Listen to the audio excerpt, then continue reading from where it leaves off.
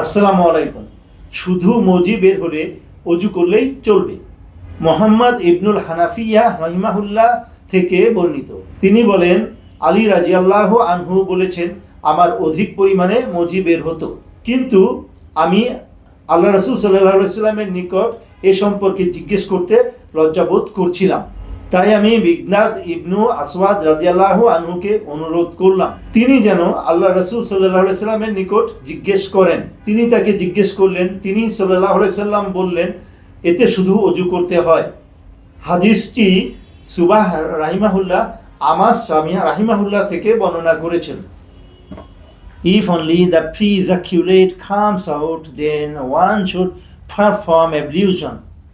Narrated by Muhammad ibn al-Hanafiya, may Allah have mercy upon him.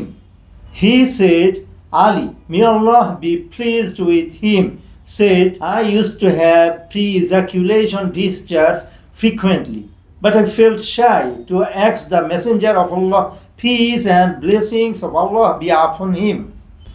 So I requested Miqdad ibn al-Aswad, may Allah be pleased with him, to ask the Messenger of Allah, peace and blessings of Allah be upon him.